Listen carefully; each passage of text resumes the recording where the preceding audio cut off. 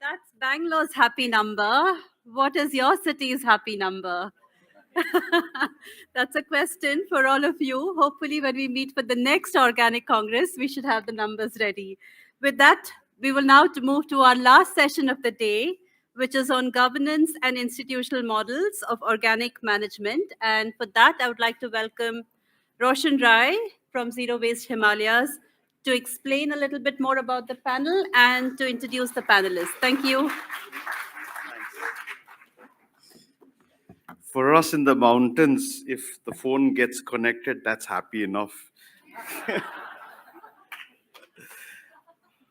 Yeah. Good evening, everyone. Last session of a wonderful day. Welcome, everyone. It's great to see everyone still around and smiley faces also. We have an important, session to close the day, which is governance and institutional models as such.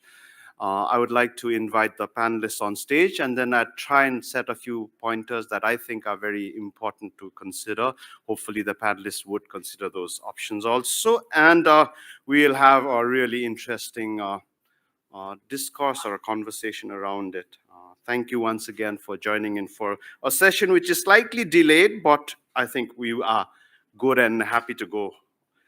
Mr. Atin Biswas from Center for Science and Environment is the panelist. I'd welcome you, sir. He's the Director of Solid Waste Management.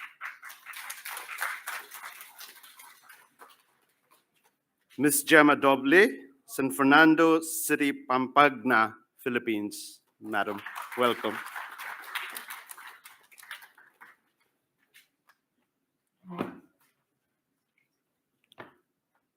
Ms. Gayatri Babu, Standing Committee Chairperson, Thiruvananthapuram Municipal Corporation. Ma'am, welcome to the stage.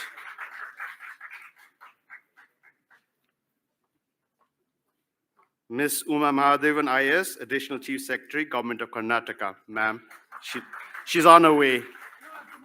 Oh, yeah, all right, sure. And do we have our final panelist also, or not yet? Sure. Yeah, we'll have one more panelist joining us, and I'll introduce her when she arrives. She is Miss Sowmya Reddy, but she's on her way. Having said that, Pinky, in response to Pinky's happy number, I think this is an important session because there has been a lot of call to action today, right? Whether be it zero waste cities, reduction of biodegradable waste to the landfill, intersection with climate action, and also very powerful statements about innovative work in these intersects. The question always comes, can everyone do it, right? And will everyone do it? And I know this group in this house would want everyone to do it. And that, for me, is what connects today's last session. And this session is about invisible spaces that we occupy, our governance structures and models, which are fundamental, which allows certain ideas, certain actions, and certain interventions to become universalized. And just remembering, if we can work on issues of ozone, we can definitely work on issues of organic waste and the climate intersect. Having said that, I come from the mountains, from a small town called Darjeeling. It took me 9 hours to get to Bangalore.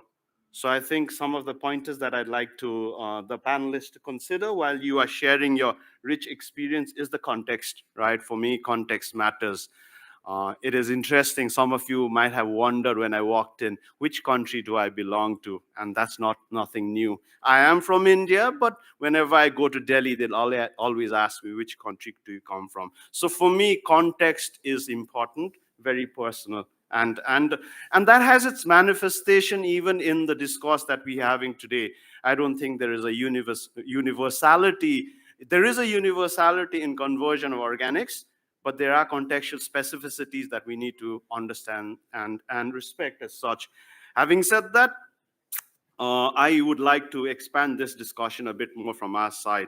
We have high altitude issues of composting. We live in high altitudes above 7,000 feet. And how do you compost? And then also our places are high value tourism sites as well as international borders. So we have religious tourism as well as defense, biodegradable waste that needs to be composted at or converted at high altitudes. And that I think is important. But having said that, I hope to represent the northeast of India, where there are huge amount of traditional bodies and constitutional guarantees of these bodies. So I think while we do have city councils and elected representatives, how do we integrate traditional knowledge as well as traditional bodies and faith-based organizations in this discourse is something that I think the panel could look at. The previous session was so powerful, and I don't need to talk about it, but I just wanted to remind the lens of environmental justice as well as equity and inclusion, which I think the previous panel as well as the presenters talked about. I definitely would think we have to consider in today's world the issue of power and privilege and how do we really acknowledge this forward. And finally, I'd like to look at convergence and synergies. So while we are definitely explaining our great insights of our work as such, can we also have critical reflections as well as way forward in your panel representation so that when we close the day, we have a forward-thinking idea also. So having said that, I will stop my rambles and move on down here. Since I think this is my chair, right? Oh yeah, no. Since we have, yeah. Uh, so what I thought was, since we have, can you hear me? Yeah. I just was reading Mr. Biswas' CV, and it's like fascinating and wide. It's global, worked over 19 countries. So maybe we'd start off with you to kind of lay what your insights on governance and institutional models, but also presented from a forward thinking, considering all that has been discussed over today. And then maybe we'll go to you, ma'am, and then come back to India as such. So over to you. 8 minutes. Yes, please.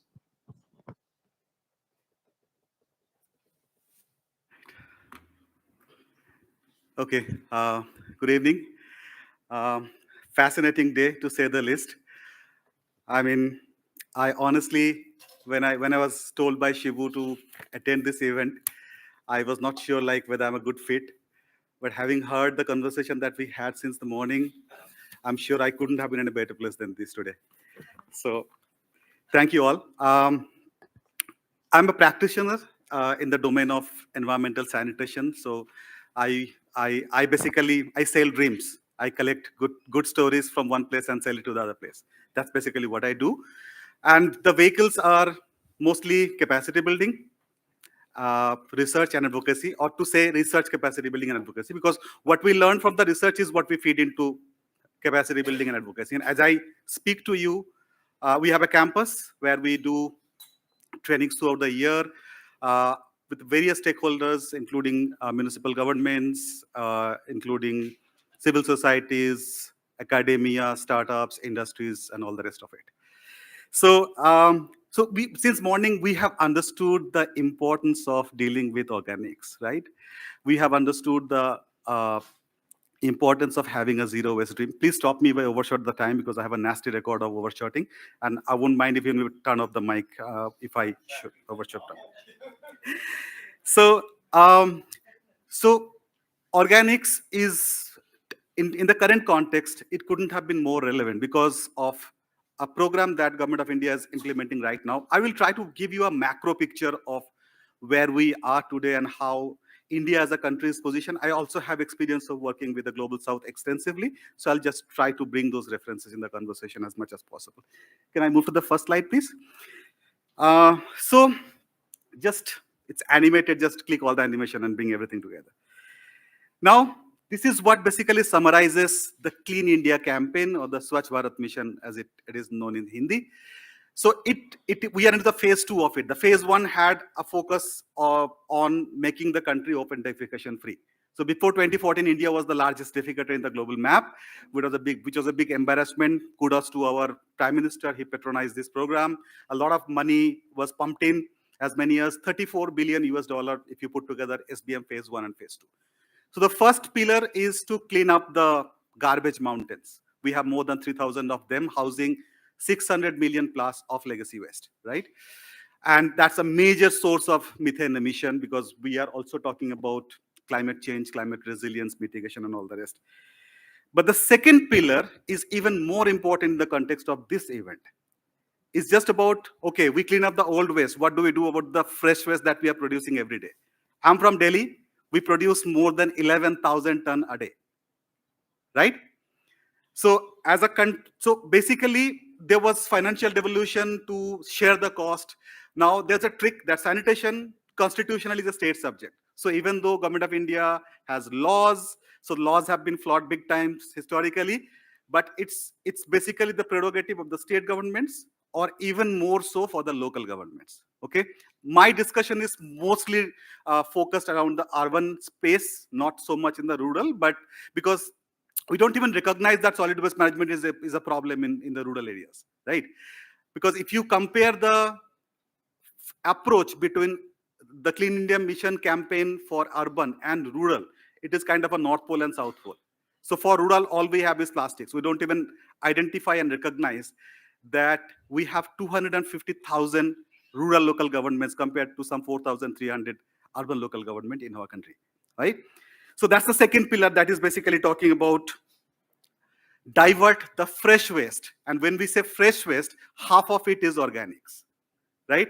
So the country is producing 160,000 tons a day, the urban India. Half of it is food waste, organic waste, okay? The third is where they have introduced a performance-linked disbursement instrument, which is basically, we have year-on-year target to increase our rate of processing. So the waste which was earlier used to be collected and dumped, so it has to be processed, treated for gainful economic utilization to save the earth, reduce emission, and also create jobs, create livelihoods, and create businesses around waste, right? Next slide, please. Now, yeah. So the current status is where we are today. So along with Clean India Mission, there is another program which is for assessment of the sanitation performance of the local government, which is technically called Swachh Sarvekshan. It is carried out by the Ministry of Housing and Urban Affairs in all the cities every year since 2016.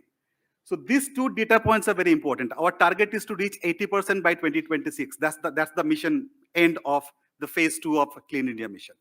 So according to the last survection, we are standing at 34%. So this 34% is not just organic waste, but it is all waste put together. Okay. So if it is like half of the waste is organic waste, so you can do your math the way you basically want. Next slide, please. Now, this slide is basically about how the states are placed in terms of waste processing right now. So you all can see your states. Definitely, Roshan made a very relevant observation in his opening remarks.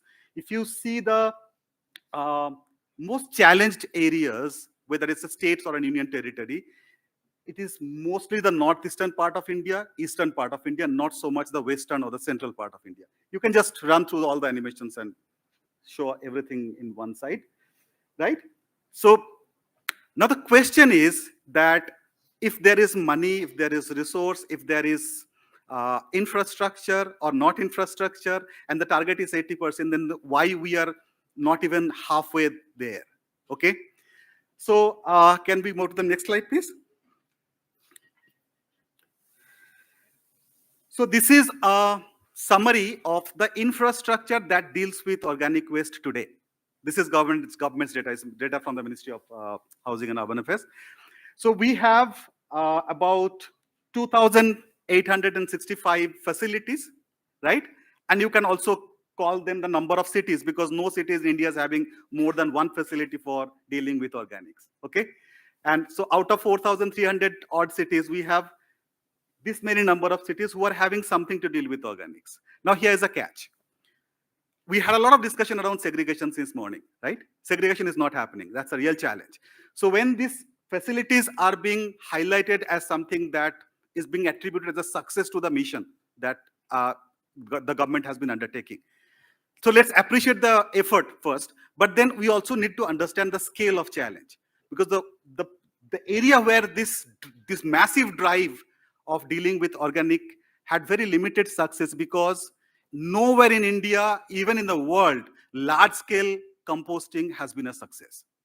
When I say large scale composting, anything beyond say 25, 30 or 40 ton. Because let's say if Delhi had to have a unit for composting, then the composting unit had to have a design capacity of 6,000 ton per day, right? And it's very difficult to imagine how much space it would take to store or to deal with that quantum of it. It's humongous. But I follow a lot of government data because I feel safe that way, because nobody's going to challenge me, because it's their data, right? But it is authentic, but it is not essentially reliable all the time, right? So the 94,000, I'll just draw your attention on the right of this slide, the table. So 94,000 is the number of wards that we have in all these 4,300 cities. So now it is today's data, September 25th. I downloaded it this morning only. And then look at the third row, which is about the number of wards that we're segregating. That is 83,000. I mean, if you do the math, it would come somewhere around 80%, which means 80% of wards in the Indian cities, they were segregating their waste. I mean, if this was true, then India had to be a country from the future, honestly, right? Now, the issue is that the math is, because we do not have proper characterization data. Characterization is not a mandate. So basically, we take all the critical decision like design capacity of plants, manpower, vehicles, machines, everything on the basis of assumption. So we multiply population into a certain quantity, and then we arrive at a total quantity, and then we use that number to take all those critical decisions, right? Now, if you look at the number, like 2,865 facilities have a cumulative design capacity of 1 lakh or 132,000 tons of waste. Yeah, thank you. And our total generation of wet waste or organics is 77,000, right? Then look at the last pointers, that 42.81% of our cities is yet to have any facility for dealing with the organics. Okay, so in terms of governance or government, that is not where basically we want to be. Okay, that's a challenge. Last slide, I hope it is the last. Even if it's not the last, I'll make it the last. So these pointers, I hope the presentations will be shared.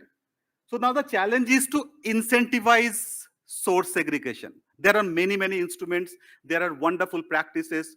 We are known for knowledge management. We have loads of reports on every facets of waste management.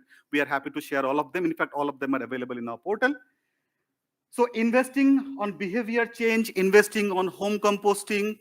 There are cities, but we also have to have an institutional arrangement. We are talking about institutional modeling. Okay, there are cities where, apart from giving it a mandate to the citizens or the waste generator, they have also created a mechanism to build capacity of whosoever is interested to do home composting, right? If I ask anybody to do home composting, they probably wouldn't know how to do the composting.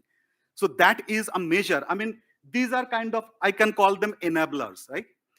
So, and the second part, or the midstream, where basically we are talking about collection, transportation, treatment, the most important part is to have a proper procurement policy. I'll just explain it in 30 seconds. Currently, we are hiring contractors for processing, for collection, transportation, treatment, but we are paying them for the quantity of waste or mixed waste that they're collecting and dumping. So there is no incentive for segregation there. But who is deciding the bid documents or the tender documents or the terms of procurement? The local government, mostly. Okay? Now we need to make a systematic departure from that and adopt a sustainable procurement policy which will support treatment and processing specifically for the organics, which occupies more than half the share of all waste that we generate. In the third part, there are two measures that we have recommended. So when I say recommended, in 2022, the Office of the Honorable Prime Minister created an interministerial committee with 11 ministries that are there in the space of environmental governance. And CSE, we were tasked with helping this committee with preparing a roadmap for them. Unfortunately, it's not a public document, so I can't share it with you, but I can share what basically came out of it. So the last 2 pointers, point number 8 and 9, is something that I have been told that the MOEFCC or our Apex Ministry for Environment is working, is to impose landfill tax. So we hope that it will act as a deterrent to disincentivize the practice of dumping, and then ban dumping of wet waste and combustible waste. Now, this can also be done at the local government level using the municipal bylaw. Nobody is talking about it. We have just finished a study. We'll release the report that how this legal weapon is so massively underutilized. Right? Now, 74th constitutional amendment, my colleagues in the morning have spoken about it, so I wouldn't repeat it. This 74th constitutional amendment act was introduced. It's based on the principle of subsidiarity, to delegate more power and authority at the local government level so that they can deal with the local situation. We also did a study on the municipal bylaw and its efficacy, and we found that most of the cities that we have sampled, we covered almost 37 cities from east, west, north, and southern part of the country. It is like there's a model bylaw drafted by the ministry. This was sent to the states sent to the local government notified it. Okay? Without understanding the need to address the local government, because that was the very essence of that reform, right? So even the local government has not the power and authority to put a systematic ban on dumping of food waste, dumping of combustible waste. If this happens, I'm sure this is going to be a game changer. And I would request Gaya, Hasirudala, India Zero Waste Alliance, and all the colleagues to share the excerpts of this event with the government, use these findings for an advocacy to engage with the government to give them a sense how important this agenda is. Thank you so much. Thank you, Mr. Biswas. Thank you for highlighting the Swachh Bharat Mission 2.0, and we are kind of looking forward to it, but also glad you pointed out the challenges. But I think really nice about the whole notion about the institutional processes of nitty-gritties of procurement and then incentivization. I think that's powerful. But I think fundamentally, I think what you talked about at the end was really a really strong statement, which is actually political, right? What is subsidiarity and devolution, and how do we really actually engage with the context? So thank you, sir. And I would now go across the Philippines and invite Miss Gemma Doble from San Fernando City, Pampanga, who is an environmental officer. Ma'am, would be great to hear you as well as have a forward-thinking presentation as such, please. Oh, yes. Before... Yeah.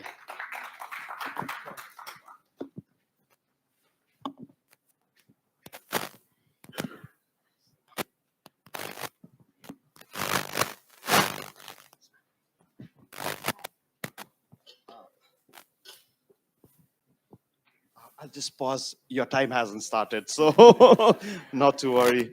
The stop sign will not go, So yeah. I would like to really invite someone special here, and I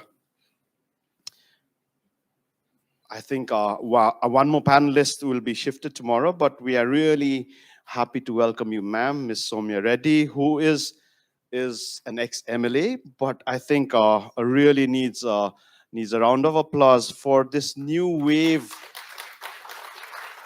that she's bringing in the Indian politics by combining academic excellence as well as a commitment to environmental justice and issues. She has over 15 years of work at grassroots activism, which is not just about environment, but also about women's and human rights, but also really promoting sustainable practices and working with the community.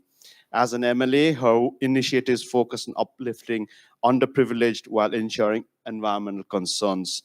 And that was integral to the development of her constituency, which is what is intersectional work is all about, right? So we'd like to really acknowledge the fact that her strong emphasis on ecological sustainability has contributed to impactful contributions and earned her the Adarsh Yuva Vidya Saman for outstanding development work, reflecting her commitment to greener future. Ma'am, welcome. Thank you. Round of welcome applause, please. So just to round, to kind of, not a problem, ma'am. Just to round up,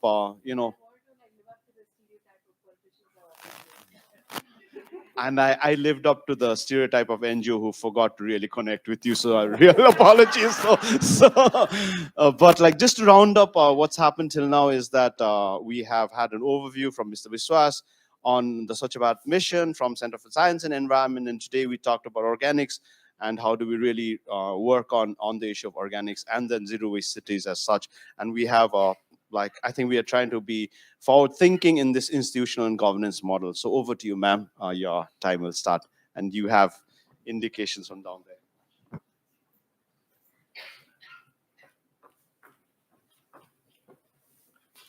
Yes, good afternoon.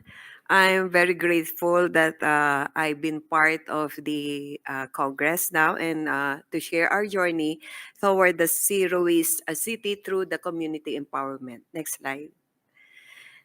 We were thankful to Mother Earth Foundation that paved the way for us to start the zero waste program since 2011. Having a program in a local government unit consisting of both legislative and executive is very hard or very difficult to start. Having different perspective from the legislative and the executive branches. And through, next slides, through their assistance, we were able to conduct the WABA, which is equivalent to us as the WACS or the waste analysis characterization system, which is the basis for us to develop the 10-year solid waste management plan. In that plan, all the program for the waste reduction, solid waste management is included, which includes the composting to divert the bio-waste in our city. The 10-year solid waste management plan expired this year, but we were able to submit or to update another 10-year plan, which is we're waiting for the schedule for deliberation, for the presentation deliberation by our city mayor before the approval of the National Solid Waste Management Commission. Next slide. This is in line with the Ecological Solid Waste Management Act of 2000, or the commonly known in our country as Republic Act 9003. With four waste management to the community, establishment of the material recovery facility in every barangay, the segregation of waste, next slide, at source, and no segregation, the no collection policy. So in our city, we do not collect up to the barangay level for a mixed waste. So we have a separate schedule for bio-waste, for recyclable, and for the residual waste. Yes. The material recovery were established at barangays, not only in barangays, also in villages or subdivisions, schools, even in business establishment, especially the industrial one. The material recovery consists of, you can see inside the material recovery of each barangay, a compartmentalized area wherein there is composting area. There is a compartment for recyclable and for the residual waste. Next slide. In order to help next slide. In order to help the barangays and villages subdivision in the collection of the segregated waste, the city provided 246 push carts and tri-bikes for the area where the garbage truck cannot enter. The city has its own material recovery facility, just like the MRF in the barangay. We're functioning the same as the barangay, and as a transfer station for the residual waste coming from the barangay, villages, subdivision, and the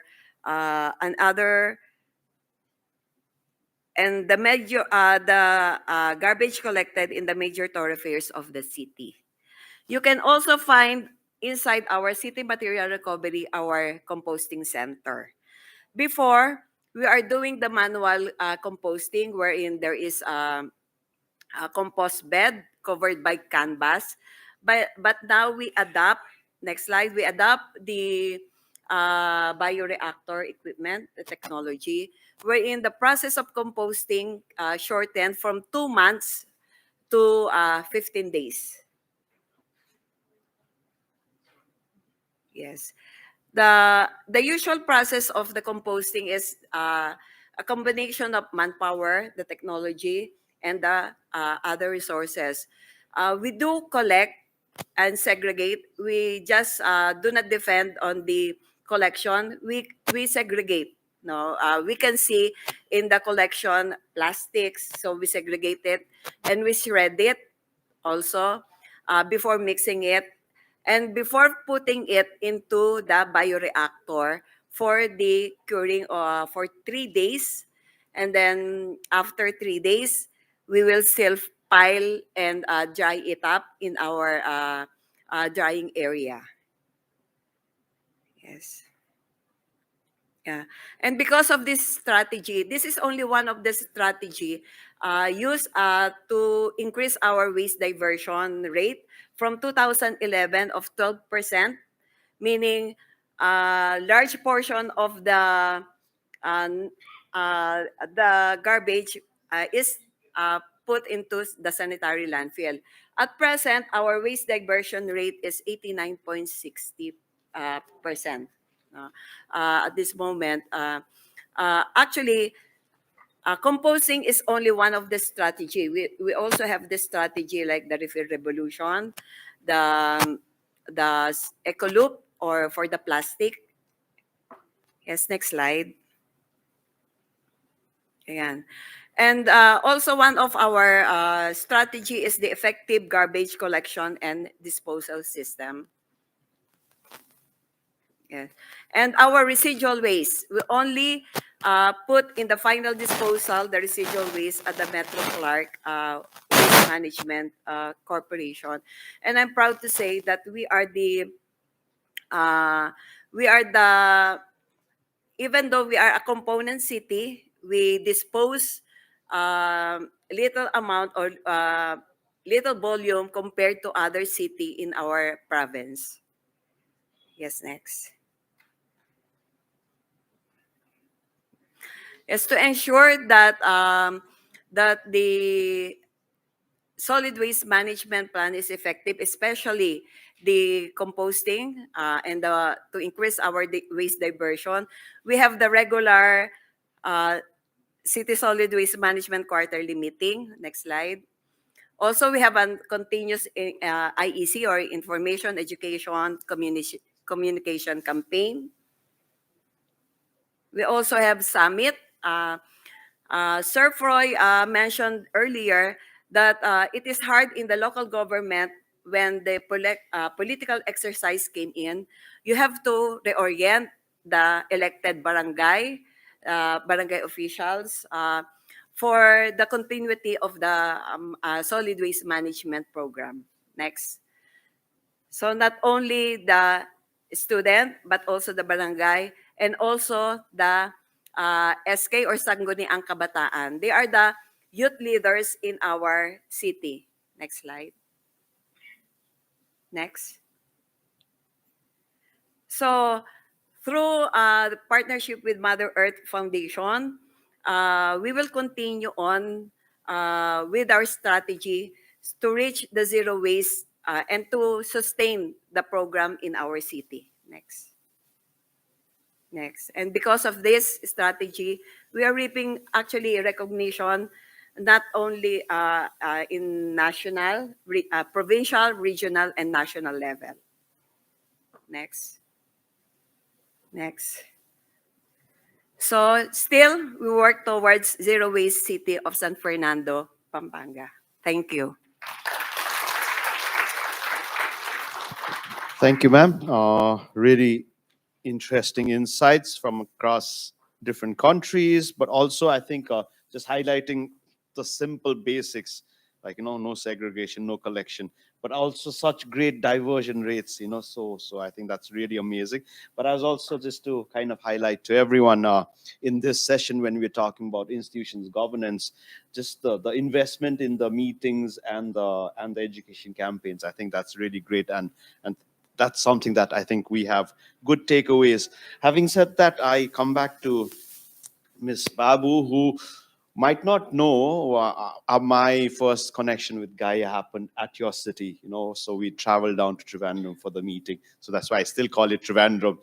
Also, it doesn't fit into my mouth. But I think it'll be really interesting to listen to you, because we've had a national presentation. We're going down south to a city that I really looked up to, but also looked to your presentation from a critical angle as to what we have discussed today. Thank you.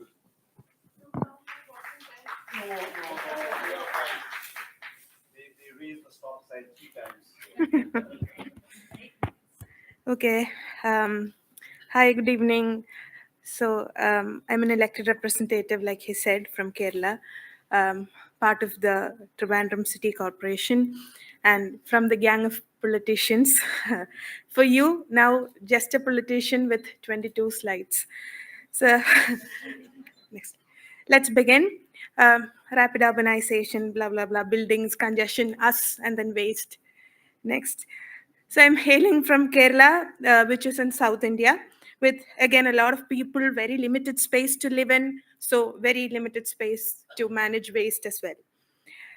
It's basically a massive consumer state. See, this is the first state which declared minimum wage for workers. So people have money, they have purchasing power, they buy, they waste. So a lot of waste. The climate is tropical, warm, humid. Those who have been to Kerala, it's a beautiful state. But the waste is generally wet. Again, it's difficult to manage. And we have a politically conscious crowd of people.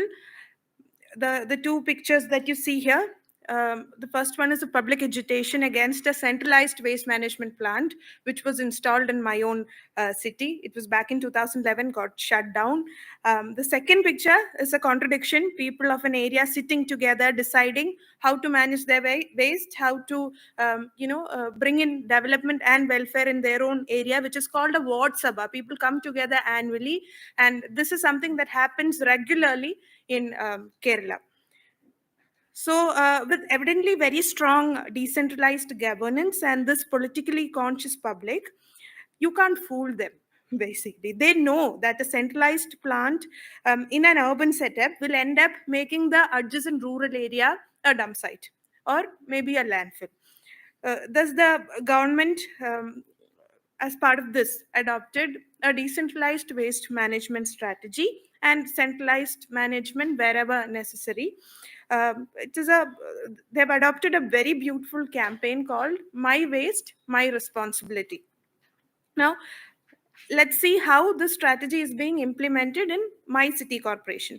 So Trivandrum is the capital of Kerala. It's a capital city, and it's a very good sample of Kerala with respect to the population density and limited land. The city corporation is the largest in Kerala with 100 wards divided into 100 tiny areas and 1 million population. I am an elected representative of one of the wards, and who cares about the statistics? Just skip. Um, the city produces. This is important. The city produces 507 ton waste per day, out of which 75% obviously is organics and 25% is non-bio hazardous, biomedical, etc. Now, who and how is this dealt in the city limits is the question. The structured institutional mechanism of governance lays the foundation first. The Kerala Municipalities Act 1994 rules the 93 urban local bodies. The urban local bodies are directed by the state government, so they actually don't have any autonomy to decide what policy to bring in, but subject to the state government policy, they can make decisions which are suitable to their own area, territory. So I said there are 100 wards, right? So each ward has an elected representative like me, and together we form the council. 100 councillors form a council. So every council member is also part of any one of the 8 standing committees like development, health, or welfare, etc.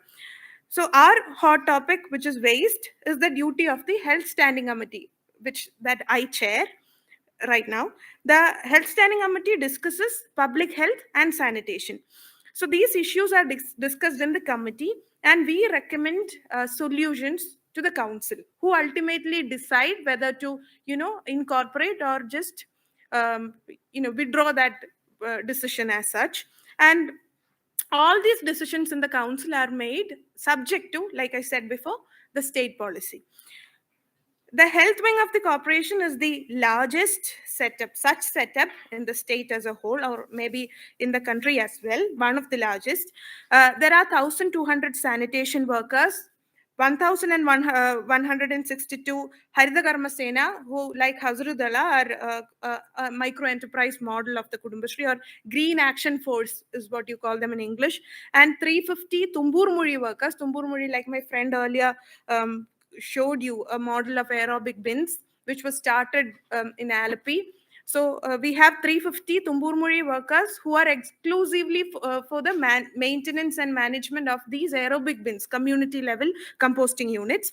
And all of them, these sanitation workers, Haritha Karma Sena and Tumburmuri workers, are all supervised by 120 health inspectors who come under 3 clean city managers or health supervisors.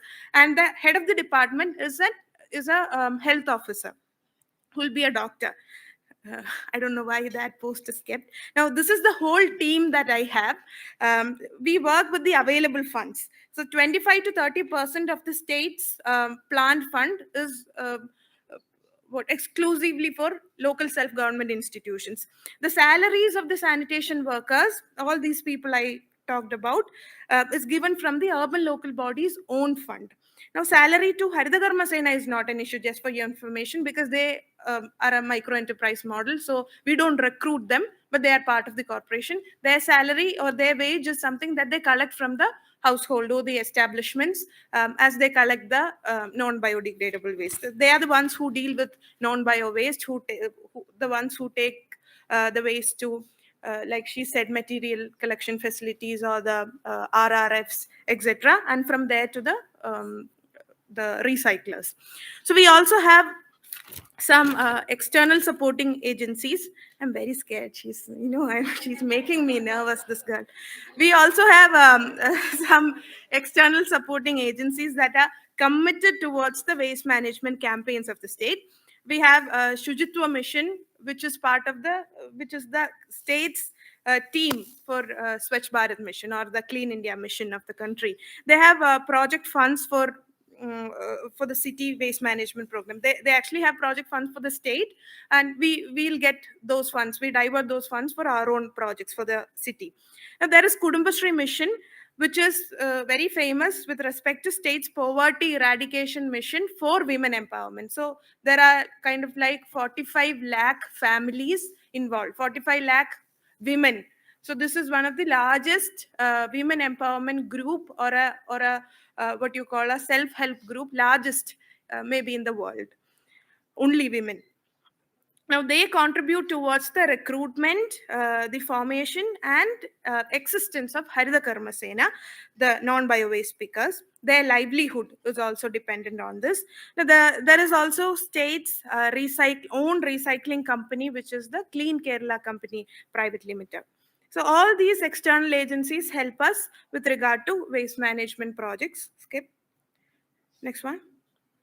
Yeah, so this is Trivandrum city has a coverage of 92% of collection and processing of non-biodegradable waste with the help of Haritha Karma Sena and recyclers. Let's talk about organic waste management.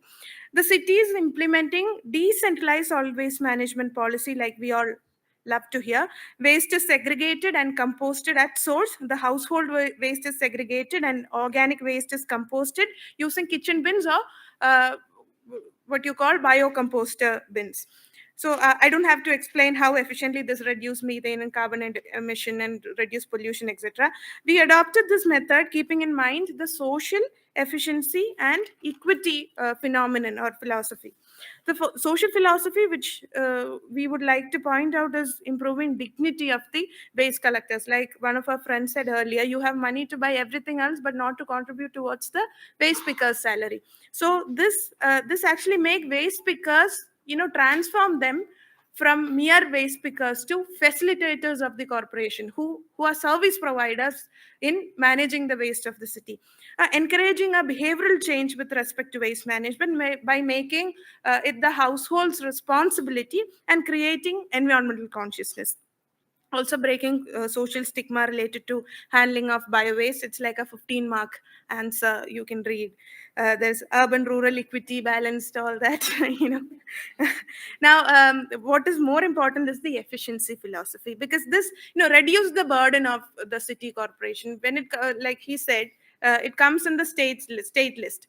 But is it only the government's responsibility, or is it only the local government's responsibility is the question? No, it is the responsibility of every person. We produce waste, it's our responsibility. It is that kind of image that we give to people. We actually tell them that if you don't do this, then you have you have not contributed anything to the surrounding that you live in.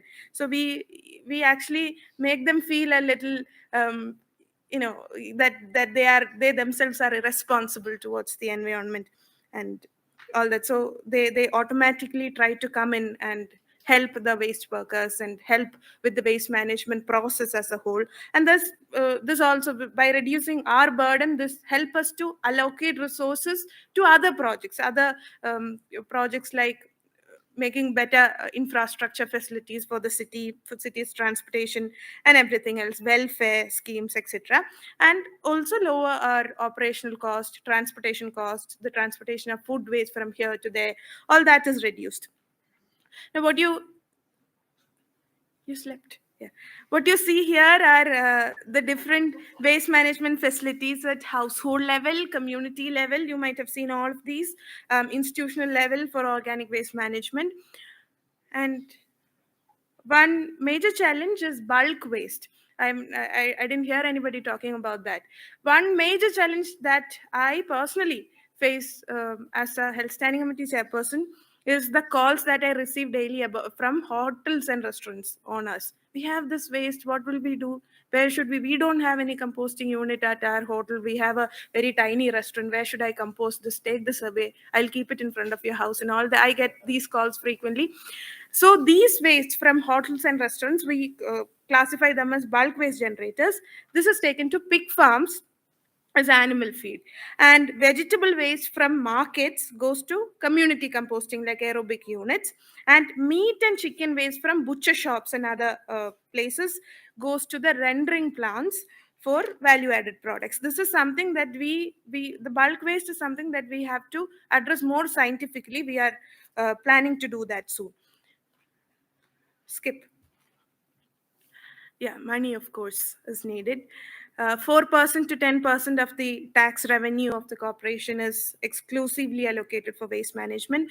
And we have central grants, smart city funds, Swachh Bharat funds, etc. States plan fund, grants through missions that I mentioned earlier, our own fund, the local government's own fund, and loans and grants. One interesting fact is that the World Bank's fund is given to Kerala. I think World Bank is giving a grant for decentralized waste management for the first time. And that we have received through Kerala Solid Waste Management Project, which is going on right now. And with the decentralization, we save a lot of money also, like I said earlier, operational cost, transportation cost, and the ME model of the Hardagara Sena, reduced labor expense. There is so these savings are diverted towards subsidies to household, like the household level composting units, we give at a 90% subsidy. So sometimes they tell us that I don't have space to keep a kitchen bin or a biocomposter bin at my house. So I tell them, you give me your chair and keep it there, because it requires just a space of just a chair. But these people have, money to buy washing machine, keep PlayStation and everything at home, but no space for a unit to compose their own waste. I don't understand that. So these savings are diverted towards these subsidies, and we also give free organic waste infrastructure to fishing communities, people below poverty line, people, etc. This is basically what I've got to tell you about the institutional and financial. This is something that a local self-government institution would have. We have all these facilities, something that you should know. When you people work at ground, when you do research, when you study, you should also know that the local self-government of that particular area have all these institutional mechanism inbuilt in them. So that's the whole point that I would like to make, is that the ideal organic waste management that we would like to have, the just transition of workers, like Shibu was presenting earlier, the environmental justice principles to be implemented here, the transition of workers from waste pickers to facilitators, a massive and continuous campaign towards behavioral change, towards environmental consciousness. All of this will happen only with political will. See, otherwise we can tap here and there, we can do composting in certain points, certain pockets of the country, but to have a wholesome realization of this question, a wholesome realization of this goal that we have, you need political will.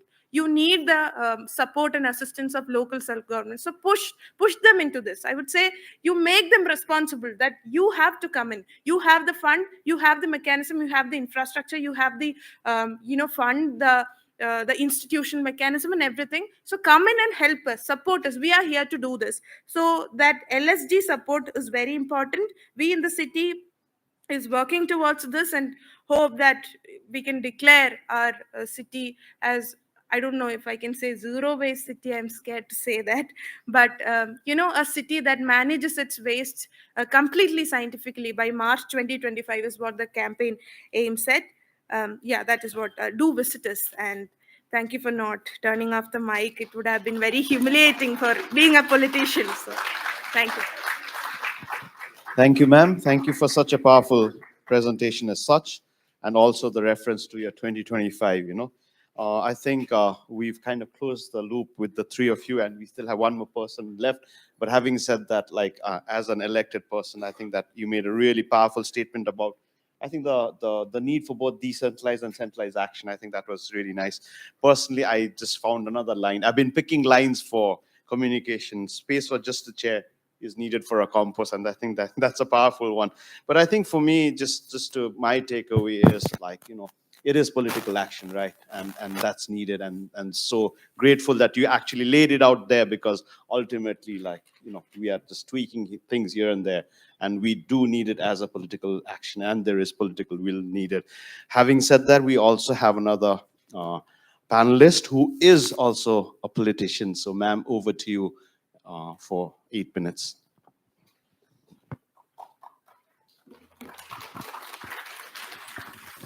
A very good evening. Eldrigu Namaskara. And I did not bring a PowerPoint presentation today, so I'll just make it into a stand-up comedy. I'm just kidding. It's always good to laugh. It was really wonderful to listen to all of you. I think, first of all, I see a lot of, my city, the city of Bengaluru, I think everyone knows about our city. And I think I really have to thank, in the past, I would say about 10 years, all the waste warriors, be it our sanitation workers, be it various non-profit organizations, and there is also SWMRT, Solid Waste Management Roundtable, and I see so many civic activists, and of course so many organizations, including Hasrudala, and I see so many people who have been a part of making this. I see Odette, and apologies in case I'm not mentioning your name.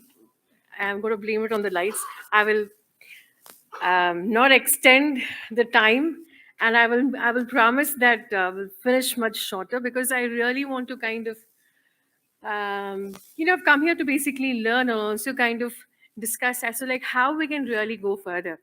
I'm a environmental engineer as well by profession. And in the past, I would say about 10 to 15 years, we've progressed a lot as a city.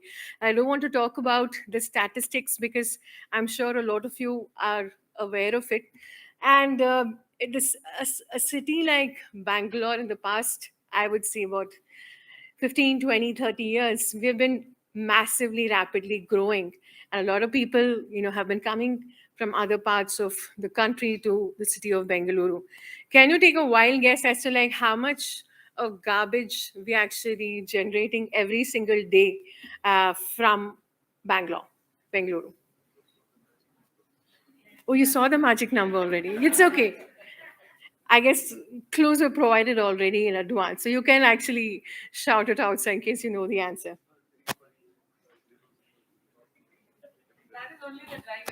No, that's only the dry waste. I think I'm talking about the all. Yeah. Yes, someone said. Yeah, 3,500. I think we've. Yes, thank you. Yeah. No prizes for Nalini for guessing the answer. Sorry? Yeah, exactly. Thanks. Yeah, hashtag Bangalore Pride. Thanks, Odin. Anyway, jokes apart, I mean, it's a huge amount of garbage that's being collected every single day. And all of this, like many of you have already explained, it's very similar to what we have been doing here in our city of Bengaluru as well. Since segregation has been made mandatory since 17th of December 2015, correct? Okay, great. And that is 2 bin and 1 bag. That is dry waste, wet waste, and that's medical waste. And the wet waste is collected every day, and the dry waste is collected twice a week by the municipality. And having said that, I think considering the population of the city of Bengaluru, guess what's the population right now?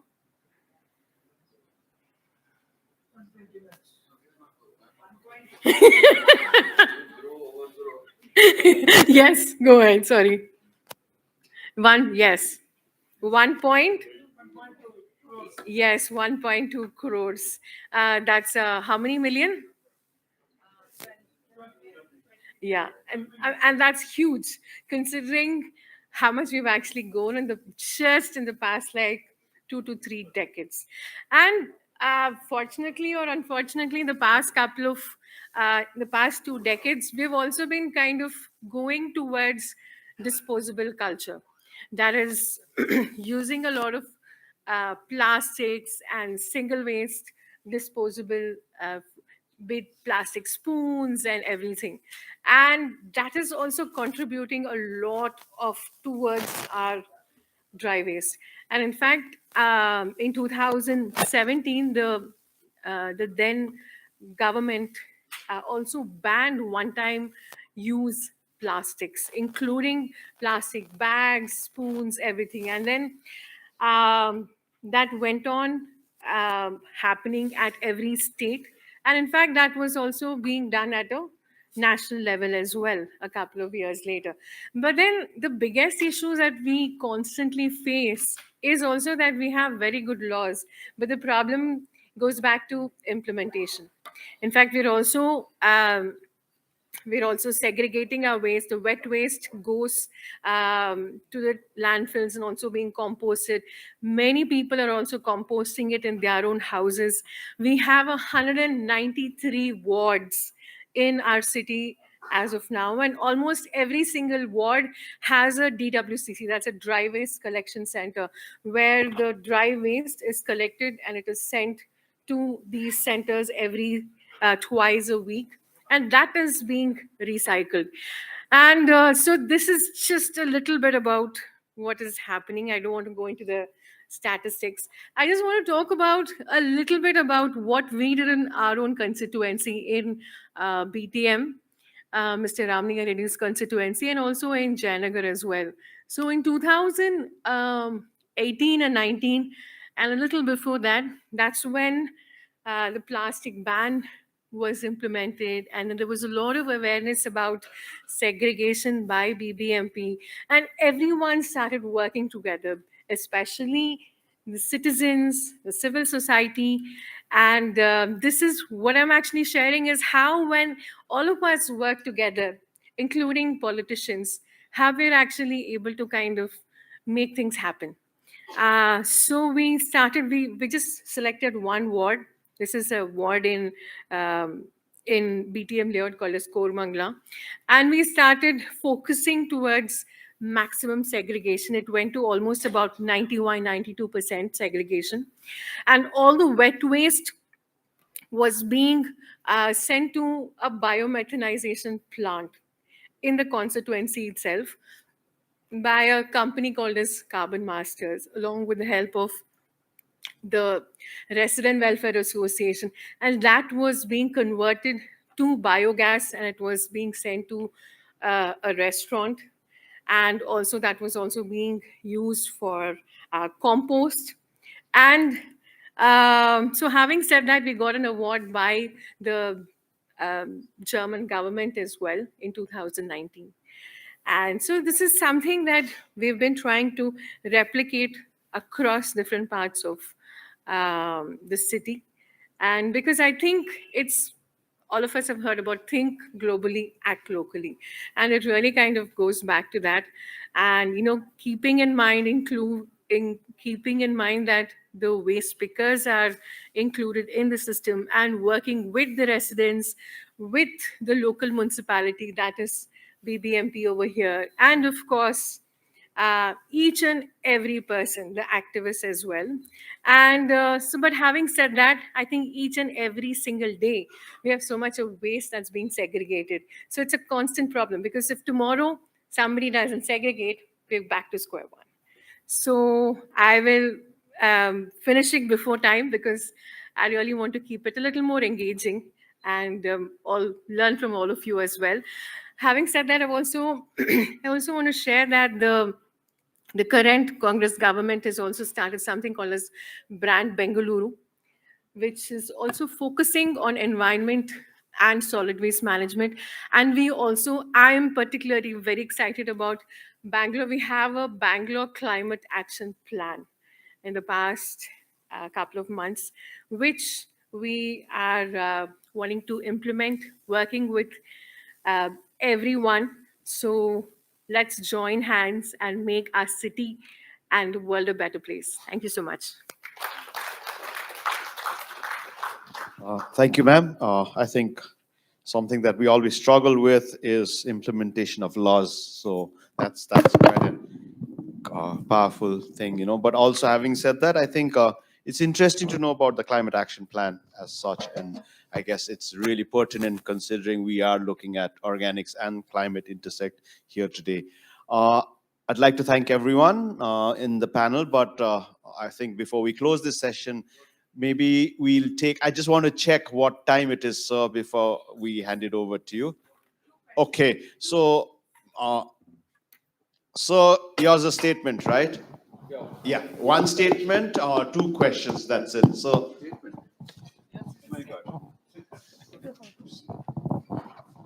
no, nothing. I have a question to Ms. Gemma. Statement is, you have reduced the composting period to 15 days. Have you analyzed the carbon and nitrogen values? If you have it, I would happy to see the values. Please check the carbon and nitrogen value. If the ratio is above 20, it is not compost. Please don't sell it as compost. Thank you. right, I see Harshad's hand. Can I just see another hand? All right, so yeah, we have two people here. Harshad, you can go first. No. Oh, no. You're more than, yeah. Please, but keep it short. The question is for Ms. Babu from Rani. She was curious to understand about the Kutumbashri model and just ask that what happens to the social welfare or social security of the workers, whether it's in the form of ESI or PF or any other way in which their social security is covered. Since they are user fee-based workers, how does the state look at that? See, Kudumbashree is basically a state poverty eradication mission for women empowerment. It doesn't mean that Kudumbashree is the only people who are part of Haritha Karma Sena. Haritha Karma Sena members are mostly Kudumbashree members, and there are also men who are part of Haritha. Haritha Karma Sena is a separate micro enterprise model. Kudumbashree is a very different mission. So Kudumbashree, actually the mission contribute towards recruiting these Haritha Karma Sena members. Now what she asked is a very good question. Haritha Karma Sena's wages come from households and establishments. As they collect the non-bio waste, they give something called user fee. 100 rupees is fixed for every house and 200 for every small establishment, and it goes on increasing as the amount of waste increase. But the local self-government is, or the city corporation is responsible for providing insurance to Haritha Karma Sena. So that is there, and we provide their all their safety mechanisms, their equipments needed for waste collection. Everything is provided by the corporation, but they don't have to pay a single amount to the corporation. Even insurance is given to them by the city corporation. That is how it works. And also, if Haritha Karma Sena of a particular ward, after all their user fee, their wage doesn't amount to rupees 10,000, we give what is called a viability gap fund. If it is not above 10,000, we give an amount which adds up to 10,000. But right now, happily, we are not giving any VGF because all of them have an average monthly amount of 25,000. Every Haritha Karma Sena member has a wage of 25,000 per month, minimum. The maximum is 1 lakh.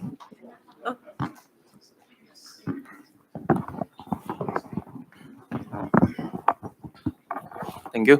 I'm Gali from Indonesia. I would like to ask question to Ms. Gayatri and Ms. Sowmya. What is the solution if the central government have different policies than the state government? Because the state government have different vision, and the central government also have a different vision. How do you advocate so the central government can support your policies in the state?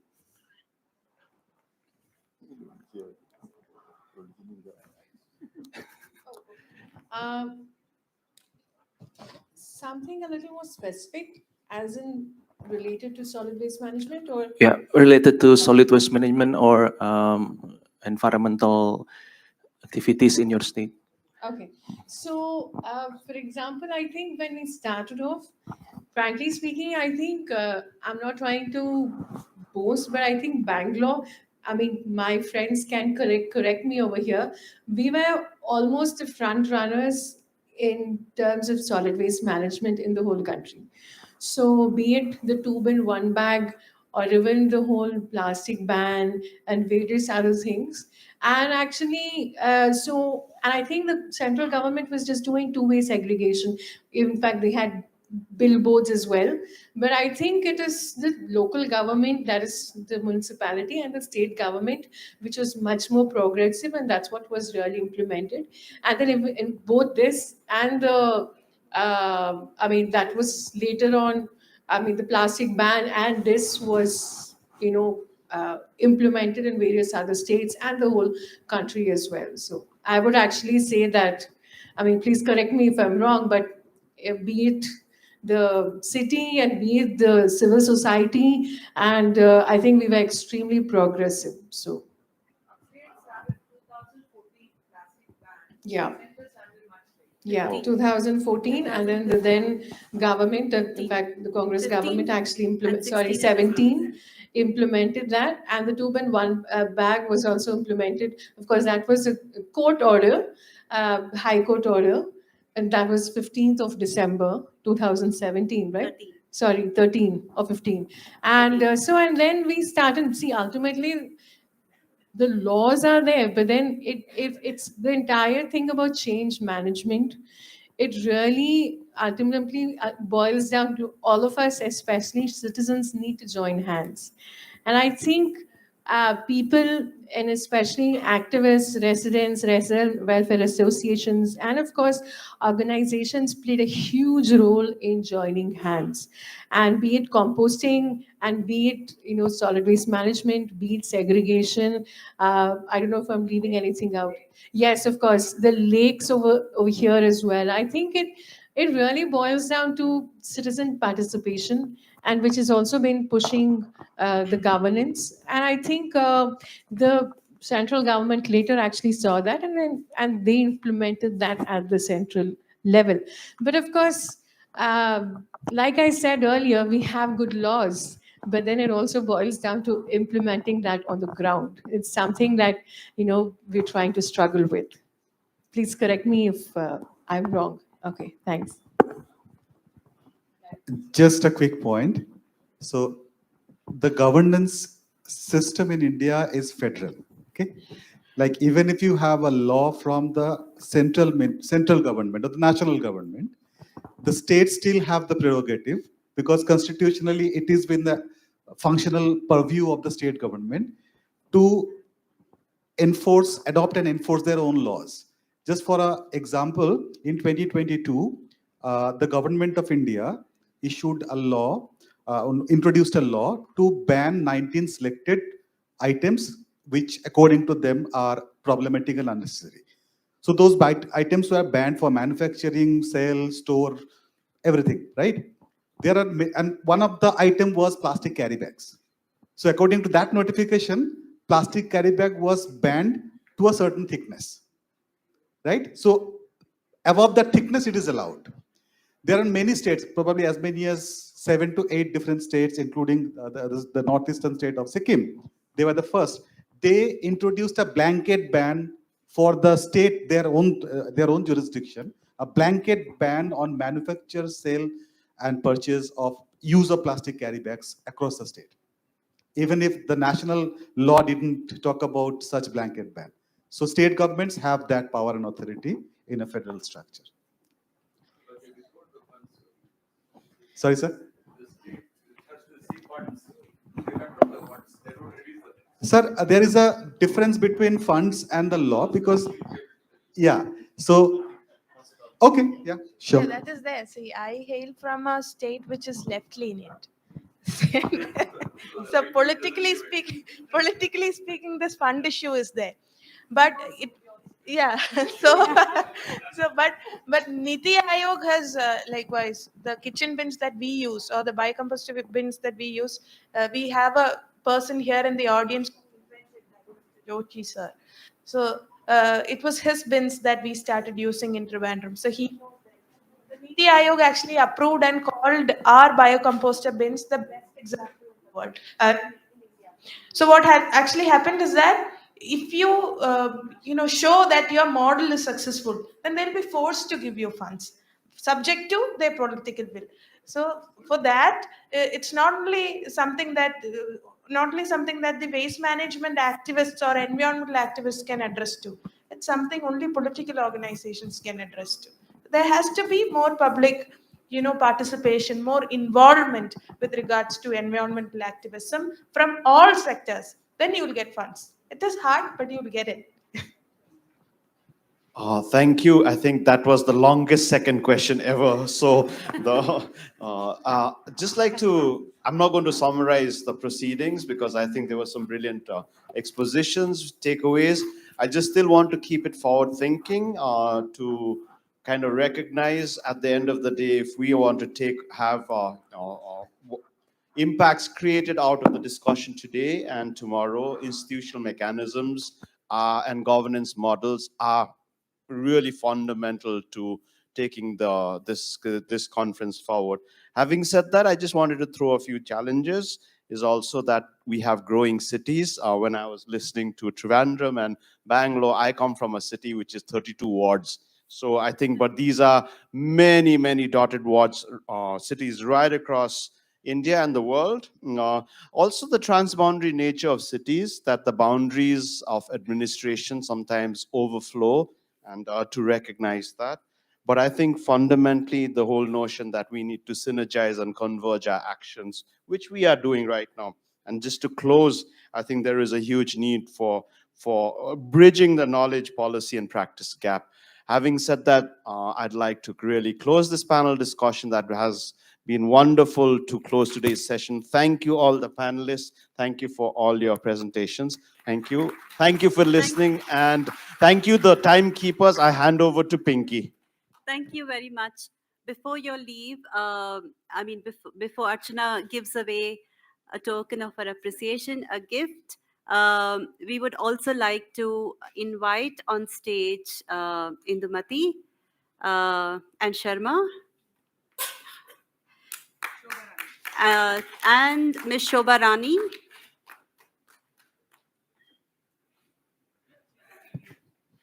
While they are coming on stage, someone I forgot is I started my vermicomposting journey with 1995 with Dr. Ismail, so I'd like to really recognize that also. Yeah. Okay, we missed doing this in the last session, but we wanted to acknowledge Shobha Rani's efforts in Mysore as well. And so we would like to present the book that Sharma authored, and it has stories of waste pickers to Ms. Shobha Rani. Indumati, Sharma.